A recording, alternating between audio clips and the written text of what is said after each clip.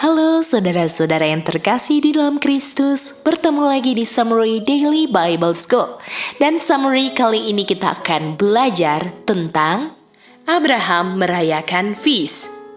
Dari judul ini kita sudah pasti bisa lihat bahwa judul ini menganjurkan kita bahwa artinya feast itu sudah ada dong sebelum Sinai. Jadi pelajaran ini masih lanjutan dari summary sebelumnya, yaitu The Book of the Law, The Statutes and Judgment. Jadi kita sudah belajar dari pelajaran summary sebelumnya tentang carilah roti yang terdapat binasa, bahwa ada roti yang turun dari surga. Dan kita tahu roti yang turun dari surga ini bukan yang dibesarkan mananya, tetapi Tuhan Yesusnya yang memberikan kehidupan kekal. Nah, untuk zamannya bangsa Israel, kenapa Tuhan memberikan mana atau roti yang turun dari surga? Karena roti ini adalah ujian apakah kamu setia atau enggak. Karena Tuhan tuh mau membuktikan kamu. Kita bisa baca ini di Exodus 16 ayat 4. Apakah kita itu berjalan di dalam hukumnya atau enggak? Jadi roti ini melambangkan Tuhan Yesus. Jadi waktu Tuhan Yesus itu turun, mau melihat umatnya setia atau enggak dengan setiap yang keluar dari mulut Tuhan. Jadi waktu dia ada, setia enggak umatnya? Ataupun setelah Tuhan Yesus pergi, ketika ada hujan roti atau ada firman yang keluar dari mulut Tuhan, yaitu salah satunya makan roti setiap appointed time, meat and drink, apakah umatnya mau setia atau enggak? Dan kita tahu roti ini adalah Tuhan Yesus memberikan kehidupan kekal. Jadi kalau kita obey apa yang Tuhan perintahkan, yaitu kalau kamu sesuai perintah makan mana, kamu akan hidup selama-lamanya. Kalau kamu makan flesh and blood, meat and drink sesuai yang Tuhan perintahkan, kamu juga akan hidup selama-lamanya. Jadi kalau kamu nggak hidup seturut yang Tuhan perintahkan, kamu artinya nggak lulus uji, atau kamu nggak kena hujan. Dan kita tahu bahwa di ayat 5, di hari ke-6 mana itu dipungutnya 2 kali lipat. Jadi kita lihat di sini akan ada hujan mana dan Tuhan itu mau lihat apakah kamu menurut atau enggak. Jadi di sini kita bisa lihat hujan mana yang diberikan tuh ada hubungan dengan apakah kita mau menurut atau enggak. Nah, setelah kita udah mengerti konsep ini, Exodus 16, kita ke Exodus 19. Kembali lagi di perjanjian antara Tuhan dan bangsa Israel, dan kita tahu ini lokasinya di Sinai, di mana mereka sudah keluar dari Mesir. Dan kalau kita baca ayat 5-nya, Exodus 19 ayat 5, Tuhan berkata, "Jika kamu obey my voice, keep my commandments." Dan di sini kita lihat ada perjanjian untuk keep commandments. Dan dengan kita lihat keep commandments ini, kita baca di Deuteronomy 5 ayat 1. Di mana umat Israel itu harus keep statutes and judgment. Dan kalau kita baca Deuteronomy 5 ayat 2, dikatakan di sini ingat covenant yang dibuat di Horeb. Dan covenant yang dibuat di Horeb ini disuruh untuk obey my voice. Artinya obey yang keluar dari mulut Tuhan. Artinya kamu harus menurut 10 hukum. Dengan kamu menurut 10 hukum artinya kamu keep covenant.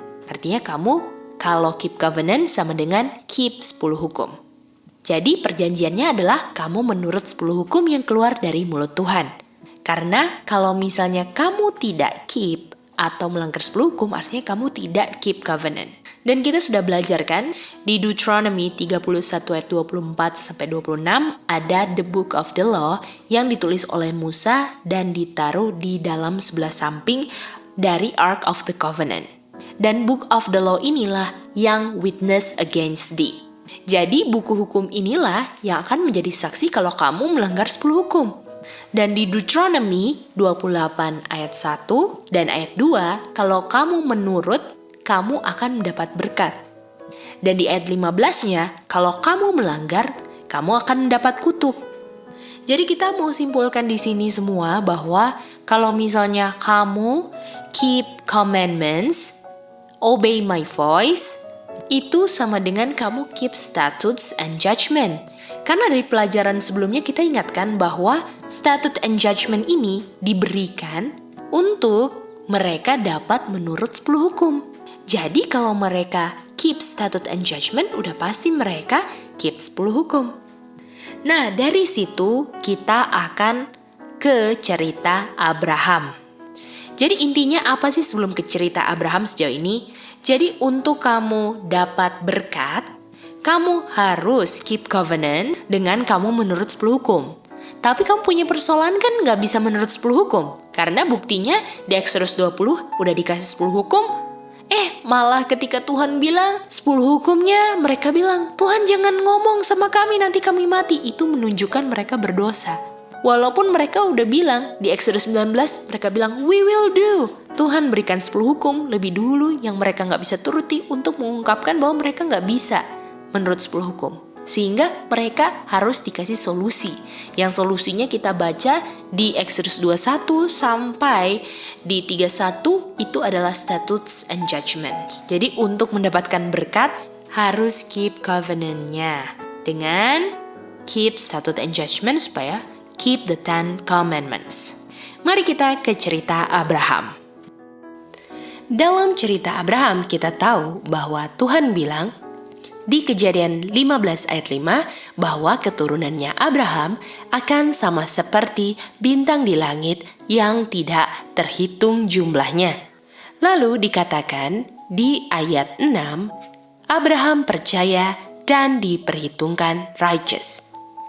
Kita tahu kata righteous di sini artinya Abraham menurut 10 hukum. Artinya kalau dia menurut 10 hukum, artinya Abraham kept the covenant. Karena dia by faith atau melalui iman percaya.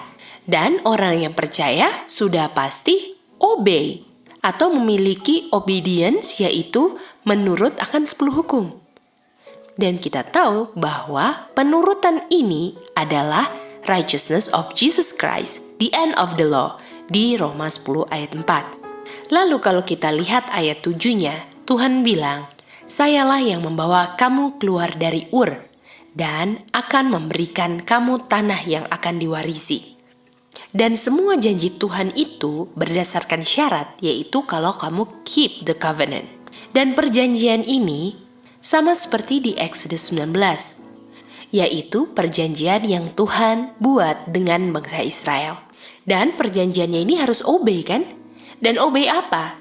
Di Deuteronomy 6 ayat 1 dikatakan inilah commandments, statutes and judgment untuk dibuat di tanah perjanjian.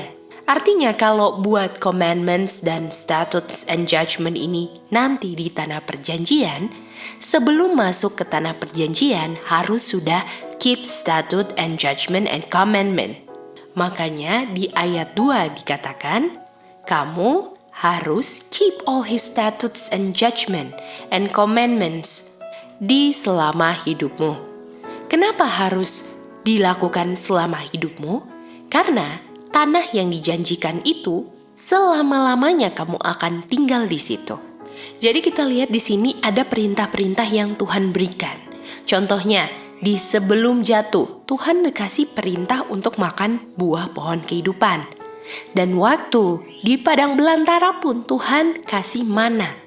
Dan setelah Tuhan Yesus naik ke surga, kita disuruh untuk meat and drink. Jadi apa yang Tuhan perintahkan sekarang, kita akan bikin nanti. Karena yang sekarang ini adalah bayang-bayang yang nanti.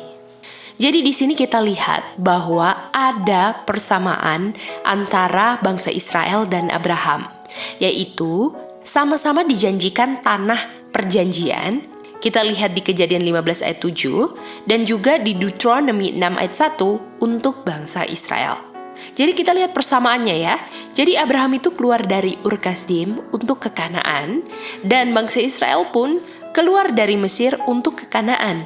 Dan sama seperti Abraham ataupun bangsa Israel, untuk masuk Kanaan harus keep statute and judgment and commandments atau keep the covenant. Dan persamaannya dengan kita di akhir zaman adalah kita juga keluar dari dunia. Dan untuk kita menuju ke tempat yang Tuhan janjikan, kita harus siap untuk melakukan di sini apa yang kita lakukan di sana. Dan yang kita lakukan itu sama kayak mereka, keep the covenant, commandments, statute and judgment. Makanya jangan heran di Yesaya 66 ayat 22, di dunia baru nanti kita akan gather together untuk worship dari new moon ke new moon, dari sabat ke sabat. Artinya gathering untuk sabat dan new moon pun harus sudah dilakukan sebelum kita masuk ke tanah perjanjian Kanaan.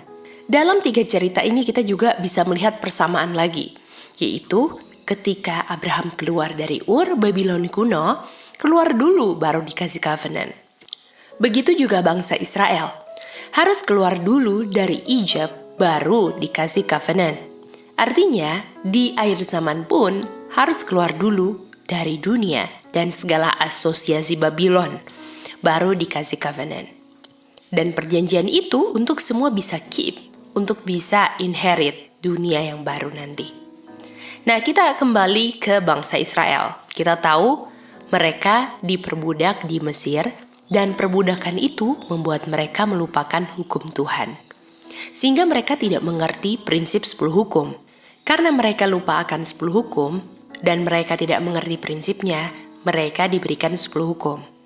Dan sebelum diberikan 10 hukum, mereka dikasih covenant. Dan dikasih 10 hukumnya di situ kita tahu mereka nggak bisa menurut kan? Tapi kenapa dikasih kalau mereka nggak bisa menurut? Supaya mereka sadar bahwa mereka membutuhkan Tuhan karena mereka pikir mereka bisa kan? Dengan mereka bilang we will do. Dan kita tahu kondisi bangsa Israel ini nggak sama kondisi imannya dengan Abraham.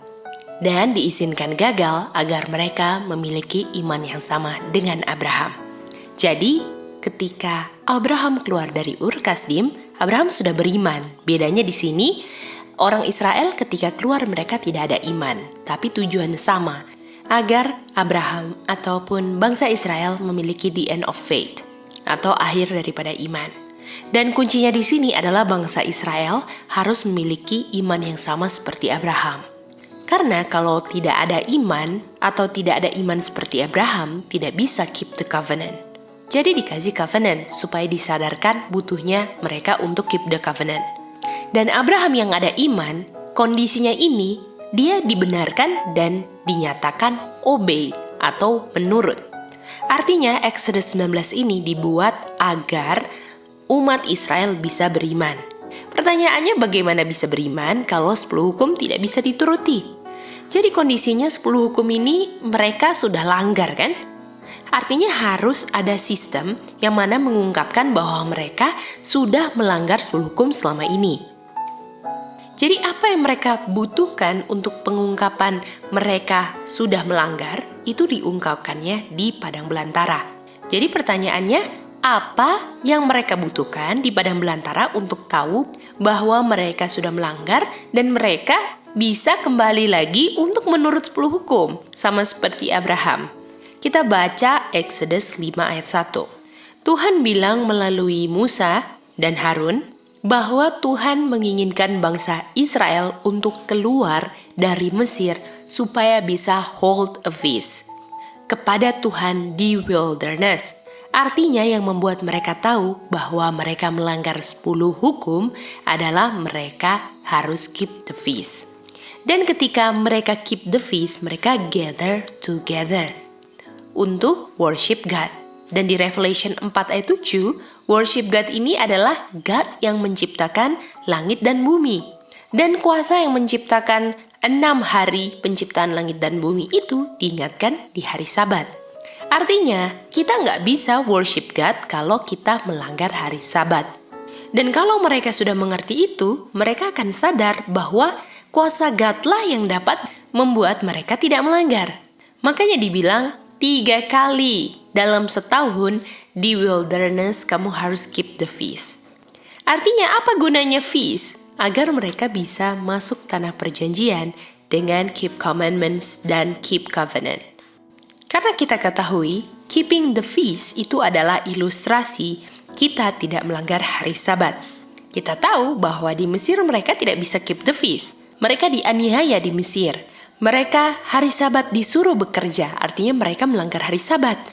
Artinya ketika mereka disuruh keluar dari Mesir supaya bisa keep the feast, itu supaya mereka bisa keep the Sabbath day.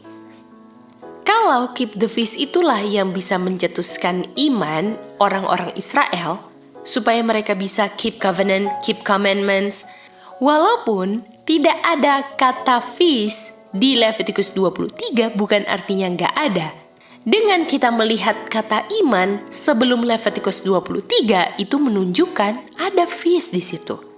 Karena feast inilah yang membuat orang bisa ada faith dan bisa obey commandments dan keep covenant. Karena tanpa faith nggak bisa righteousness by faith. Karena hanya by faith lah bisa obey dan bisa keep covenant. Dan inilah syarat untuk bisa masuk tanah perjanjian. Karena semua yang dibuat di sebelum tanah perjanjian akan dibuat di tanah perjanjian. Artinya kalau tanah perjanjian yang sama yang dijanjikan kepada Abraham dan bangsa Israel, apakah caranya itu yang Tuhan kasih berbeda kepada bangsa Israel dan Abraham? Kalau kepada bangsa Israel diberikan feast, artinya kepada Abraham pun ada feast. Buktinya ada feast apa? Karena Abraham beriman. Dan kalau bicara tentang tanah yang dijanjikan, kita buka di Hebrews 11 ayat 13-16. Abraham itu belum terima janjinya. Mereka ini adalah pengembara. Mereka cari better country, heavenly. Artinya waktu mereka udah sampai Kanaan itu bukan tanah perjanjian yang Tuhan janjikan. Karena yang dinantikan adalah Kanaan dari spiritual earth. Dunia baru nanti setelah 1000 tahun Tuhan ciptakan kembali dunia ini.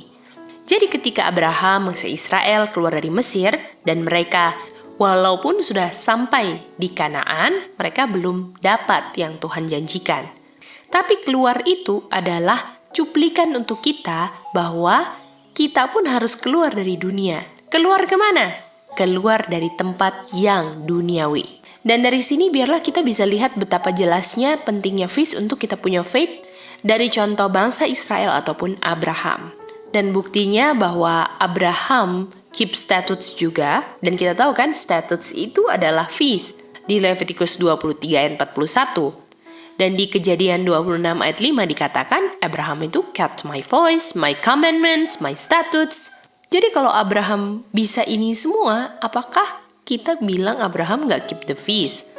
Karena gak ada tulisannya keep the feast. Karena polanya sama. Dipanggil keluarnya sama, diberikan covenantnya sama, dan tanah perjanjiannya sama. Dan apa yang dibikin di sebelum tanah perjanjian akan dilakukan di tanah perjanjian. Jadi kalau bangsa Israel keep the feast, dan artinya itu akan dibuat di tanah perjanjian dunia baru, yaitu salah satunya new moon, sabat. Artinya apakah kalau Abraham gak keep the feast, apakah cuman Abraham yang gak bikin itu nanti di dunia baru? Artinya kalau dia gak bikin nanti di dunia baru, dia gak keep commandments, dia gak keep statutes dong. Jadi sama seperti bangsa Israel dibawa keluar supaya bisa menurut 10 hukum, let my people go untuk keep the feast. Jadi sama seperti Abraham. Jadi jangan pernah bilang kalau dia tidak keep the feast. Dan di Exodus 23, dikatakan mereka harus keep feast 3 times. Dari ini bicara tentang imamat 23 punya feast. Karena ada unleavened bread, feast of harvest, dan juga feast of ingathering. Dan bahasa Ibraninya di sini adalah H2287 yaitu Quagak. Dan ini sama seperti H4150 Moed. Dan ini connect dengan Exodus 5 ayat 1 punya. Let them keep the feast di wilderness. Feast di sini H2287 Quagak yang sama seperti di Exodus 23 ayat 15. Jadi feast ini adalah yang menolong untuk kita bisa keep covenant-nya. Jadi kesimpulannya untuk mempersiapkan bisa tinggal di tanah perjanjian, kegiatan di tanah perjanjian harus sudah dilakukan di luar tanah perjanjian. Dan orang yang bisa keep covenant atau keep 10 hukum karena sudah keep statutes and judgment. Dan covenant-nya itu dibuat setelah keluar dari Mesir, Babylon, ataupun Ur-Kasdim di zaman Abraham. Dan setelah keluar, baru Tuhan kasih covenant dan diajar bagaimana supaya tidak melanggar 10 hukum. Dan kita ingatkan untuk keep commandments itu harus love. Dan love itu adalah buah roh. Dan untuk love atau keep commandments yang berikutnya harus love atau keep commandments yang sebelumnya. Artinya di sini kita butuhkan continue. Artinya kalau umat Israel harus keep covenant atau menurut 10 hukum, umat Tuhan atau umat Israel harus punya roh Tuhan. Artinya, untuk punya roh Tuhan itulah untuk bisa keep the feast. Karena keep the feast inilah yang menolong supaya bisa menurut 10 hukum. Makanya jangan heran di hari Pentecost, mereka keep the feast Pentecost, mereka lagi gather together sebelum roh yang empower mereka dicurahkan. Ketika kita lihat di sini bahwa orang Israel perlu love, Abraham juga perlu love, kita pun perlu love yang tujuannya bisa keep covenant, keep 10 commandments. Makanya jangan heran di kutipan Roh Nubuat dikatakan di FLB 37.1, God mengajarkan kita harus assemble in His house. Kenapa harus assemble in His house? Ini untuk cultivate suatu ciri khas dari perfect love. Jadi ketika kita gather together, disitulah kita dicurahkan love. Dan supaya kita bisa fit satu sama lain di bumi ini, supaya kita bisa fit di surga. Jadi, kalau kamu di sini sudah gather together supaya ada love, kamu akan di sana juga gather together from Sabat to Sabat, from new moon to new moon. Jadi, kalau di zaman Musa ada hujan roti, di zaman Yesus ada hujan roti, artinya di setelah zaman Tuhan Yesus ada hujan roti juga. Tapi bukan itu roti jasmani yang difokuskan, tetapi rotinya adalah yang keluar dari mulut Tuhan. Itulah yang penting. Apa yang Tuhan perintahkan, itulah yang paling penting. Dan kita buktikan kita mau obey apa yang keluar dari mulut Tuhan dengan melakukan apa yang Tuhan sudah perintahkan, yaitu meat and drink. Kita meat and drink karena kita mau untuk obey apa yang keluar dari mulut Tuhan. Kita meat and drink akan bread of life yang turun dari surga. Dan kalau kita tidak makan ini, kita tidak punya eternal life. Biarlah dari pelajaran ini kita melihat betapa pentingnya hubungan feast dengan kita punya faith untuk bisa cultivate the perfect love. Pentingnya meat and drink saat feast. Dan itulah yang sudah dilakukan oleh bapak-bapak kita. Gak bisa ada yang righteous tanpa love. Dan love itu dicultivate saat gather together atau assembly di appointed time. Demikianlah Summary Daily Bible School kali ini. Kita akan bertemu di Summary Daily Bible School berikutnya. Tuhan memberkati kita semua.